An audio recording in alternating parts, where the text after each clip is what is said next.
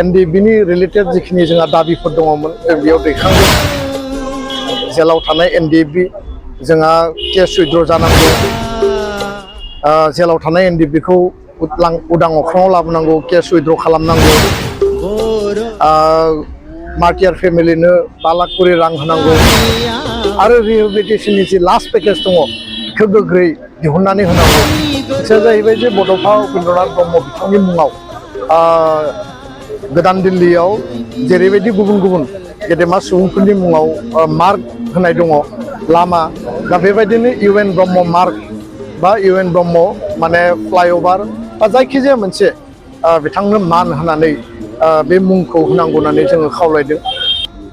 खेबसेनो रोखा फिननाय होदों जे फ्लाइओभार जा बा लामा जा मार्क बिथाङा बिनि थाखाय सिद्धान्त लानानै मोनसे अनार होगोन होननानै बिथाङा खोथा होदों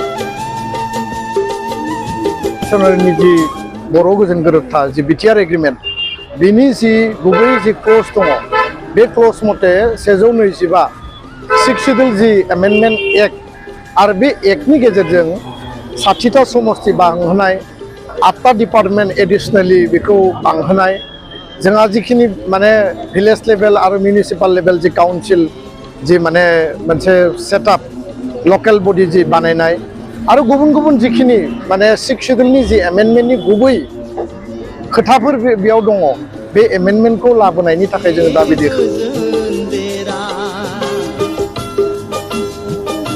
दिनै जोङो गोदान दिल्लीयाव पार्लियामेन्ट हाउसाव भारतनि नखर मन्त्रि मानगोनां अमित शाह बिथांखौ जों लोगो हमो आरो दुलाराय बर' फरायसा आफादनि टीम आरो जोंहा 2 एमपि लोगोसेनो बिटिआरनि चिफ प्रमद बर' बिथाङाबो दङमोन गुबै 3 जाहोन दङमोन आरो बे गिबि बाथ्राया जाहैबाय जे दुलाराय बर' फरायसा आफादनि जि मिरुनि जुथुमा फेब्रुवारि दाननि गिबि सप्तायाव जानो गोनां बे जुथुमायाव भारतनि नखर मन्त्रि अमित शाह बिथांखौ जोङो गेवलां मेलनि गाहाय आलासि हिसाबै जों हांख्रायदों आरो बिथाङा खोथा होदों जे बे गेवलां मेलाव बिथाङा बाहागो लागोन जेराव 2-3 लाख रायजो राजा बा सुबुङा बाहागो लागोन नैथि बाथ्राया जाहैबाय जे बड'फा उपेन्द्रनाथ ब्रह्म बिथांनि मुङाव गोदान दिल्लीयाव जेरैबायदि गुबुन गुबुन गेदेमा सुबुंफोरनि मुङाव मार्क होनाय दङ लामा दा बेबायदिनो इउएन ब्रह्म मार्क बा इउएन ब्रह्म माने फ्लाइओभार बा जायखिजाया मोनसे बिथांनो मान होनानै बे मुंखौ होनांगौ होननानै जोङो खावलायदों खेबसेनो रोखा फिननाय होदों जे फ्लाइओभार जा बा लामा जा मार्क बिथाङा बिनि थाखाय सिद्धान्त लानानै मोनसे अनार होगोन होननानै बिथाङा खोथा होदों थामथिया जाहैबाय जे 2020 27 जानुवारिनि जि बर' गोजोन गोरोबथा जि बिटिआर एग्रिमेन्ट बिनि जि गुबै जि क्लज दङ बे क्लज मथे 125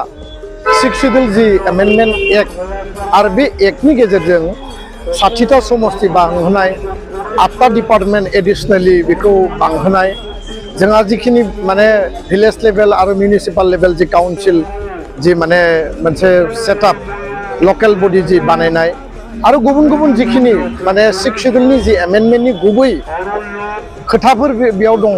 बे एमेन्डमेन्टखौ लाबोनायनि थाखाय जोङो दाबि दैखाङो कारन दा विन्टार सेसन पार्लियामेन्ट सोलिगासिनो दङ आरो नखर मन्त्रि बिथाङा खोथा होबाय जे फैबाय थानाय जानुवारि दाननि लास्ट आरो फेब्रुवारि दानाव जि बाजेट सेसन जागोन बे बाजेट सेसनाव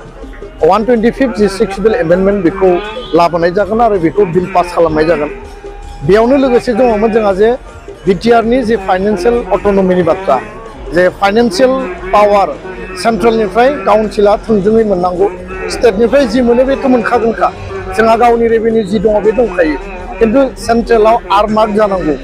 आरो बे फाइनान्स कमिसनाव आरमार्क जानायनि जि प्रभिजन बेनि मेटारखौबो जोङो नखर मन्त्रि बिथांनो जोङो दाबि दैखाङो 6 शिड्युलनि लेभेलावबो डिसकासनाव दङ आरो बेखौ बिथाङा मोनसे सिद्धान्तनि गेजेरजों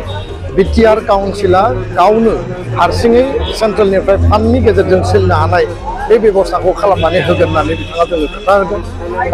गुबुन फारसे कार्बि आंलंनि जि एसटि हिलनि मेटार 30 बोसोर जाबाय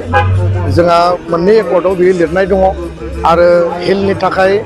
बर'फोरखौ एसटि हिल होनांगौ प्लेनाव कार्बिफोरखौ प्लेन होनांगौ बे बेबस्थानि गेजेरजों